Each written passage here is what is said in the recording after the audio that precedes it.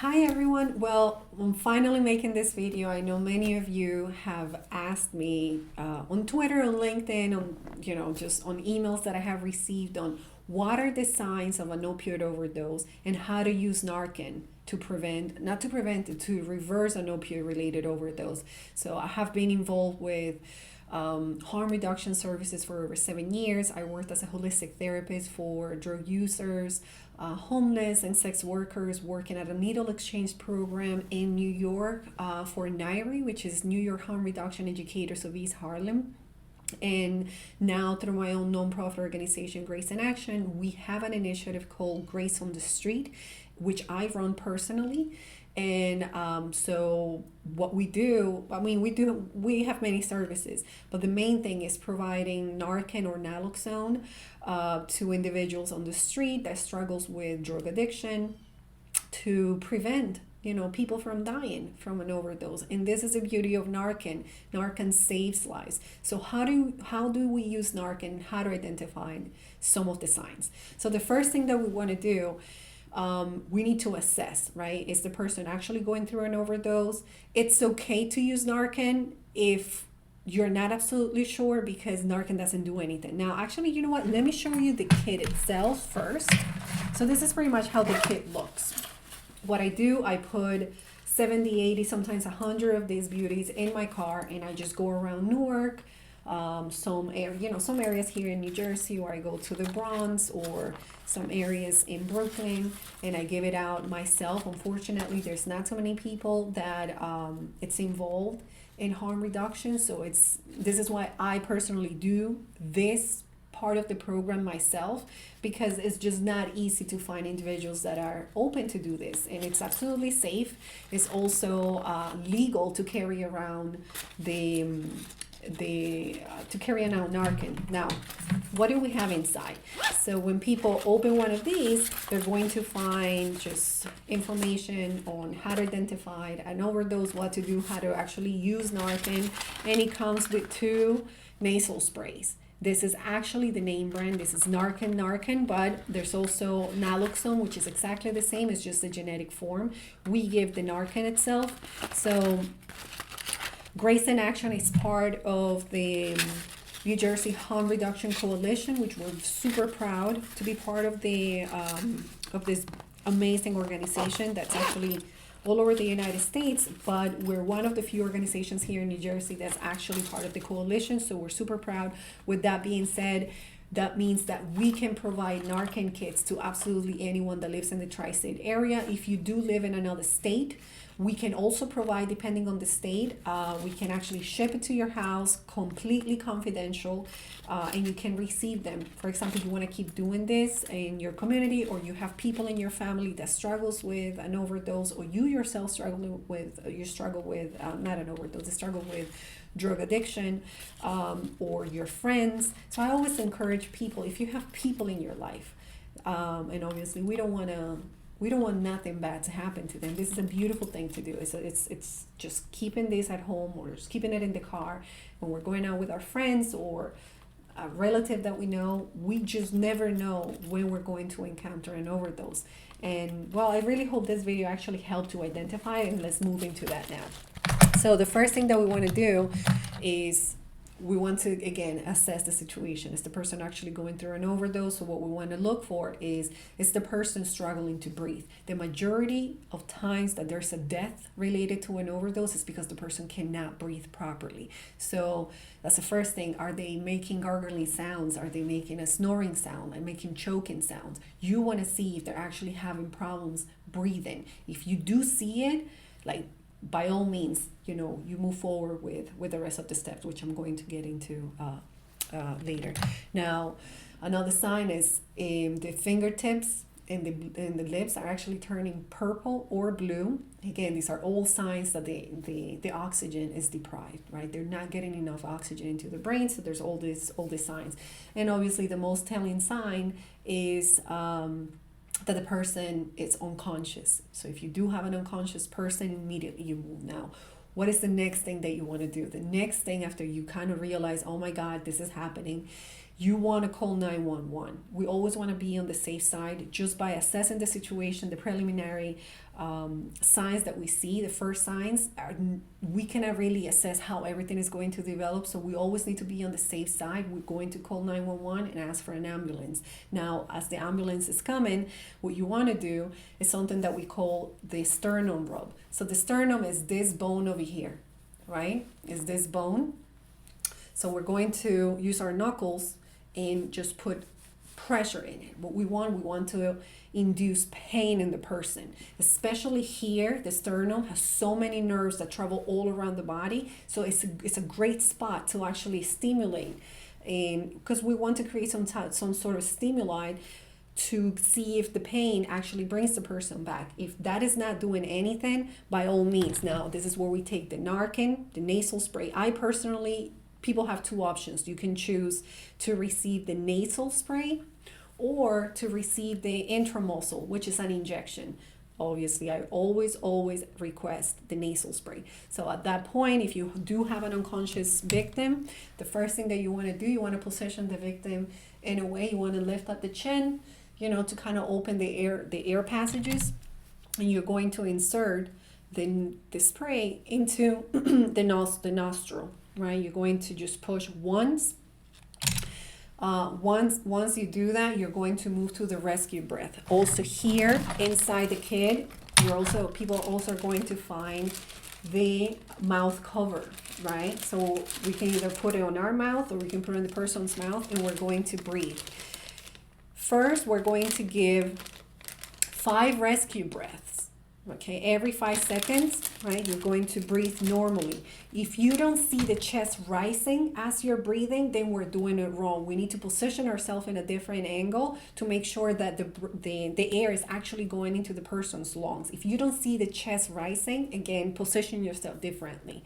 Now, after doing that for 5 small rescue breaths, then you're going to move to 2 long breaths. Remember, the most important thing during an overdose is to know that the person, like the majority of overdose related deaths, is because the person cannot breathe. These are depressants, so actually it immediately compromises the respiratory system, and we want to be very aware of that. So rescue breaths are extremely critical when it comes to how to prevent an overdose. How to prevent a death, right, related to an overdose.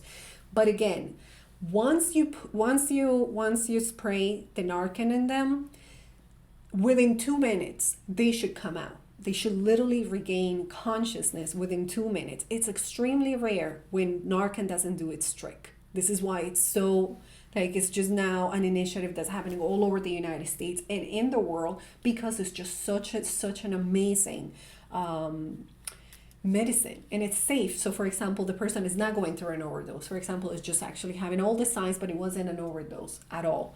Or the person did not have an opioid related overdose. Guess what? Nothing happens. If I were to do this on me, absolutely nothing is going to happen to me, or that maybe I get dizzy. That's how safe it is. Now, it's meant to only reverse overdoses. So it's safe to do it on someone that it's not going through. So don't be afraid. Now, after you do that, be very aware that the majority of individuals, when they come out very disoriented. Some of them might experience anger because they don't know, they don't remember that they were going through an overdose. All they know is that they were given Narcan, and they know what Narcan is, and now the high, right, from the drugs that they consumed prior to them passing out, or whatever incident that happened, has been blocked. They know that this immediately blocks the effect of drugs, and sometimes they get very upset because we don't know how much they pay for those drugs or what they had to do to get them, for many reasons. So just be aware. And sometimes it's just the majority of them just wake up and they're just kind of disoriented, what happened, and they're fine. Just be aware. It's very, very important to be mindful of that. Now, I'm actually very grateful that aside from the kit, Grace in Action also offers fentanyl test strips.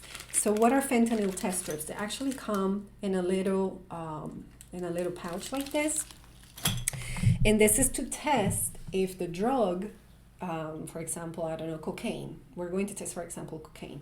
So in here, what we do, right, the individuals actually can test for if the drug is laced with fentanyl, because unfortunately there's many horrible people out there that are lacing drugs with fentanyl, which is proven to be lethal for so many people. So this is a way for individuals to know if the drug they're about to consume is actually has traces of fentanyl in it. So it's pretty cool. And it's very easy. So inside of the pouch they have the instructions, they have this little spoon, this little container, and it has the test strip.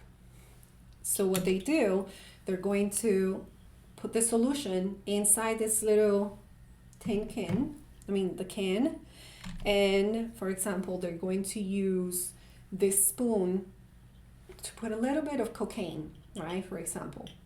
So they're going to mix it with the same spoon, right? They mix it, then they're going to add the strip, right? If they find after 5 minutes, if there's one line shows up, then that means that is a negative test. There is no traces of fentanyl. No traces of fentanyl were found in this solution. Now, if 2 show up, it's a positive. So I would love to tell you that when individuals actually do this test and it shows positive, I would love to actually, in the perfect world, is like they don't consume it. Some of them still do take that, consume the drug, but they now are aware that there's fentanyl in it, so they're actually going to consume it way slower, which drastically changes the way it hits the body, giving a chance to the body to actually fight off some of the fentanyl in it, which it makes it as not as dangerous if they consume it really slow. But at the same time, there's some individuals that, you know what, I'm not going to get into this. I'm not going to use this drug right now. It has fentanyl. And that's what we do. Is so we're very grateful that we do provide both of them. And we've had great results from giving it together. So again, if you are interested in giving this kits out in your community, doing it the way I'm doing it, like I said, I always I like to pair it with food. I believe that, again, I've been doing it for so many years. I have a lot of love for this particular demographic.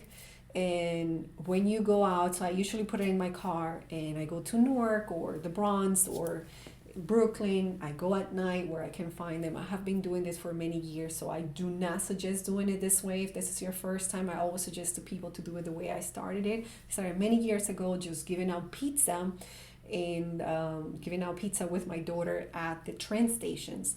And little by little, as I started learning more about harm reduction and working at the center at the needle exchange program, I started adding the kits on top of the pizza, and I will just give a slice to people as I'm giving out the kits. So I now has moved away. I don't do it at the train stations no more. Train stations is a good way to start because it's safe.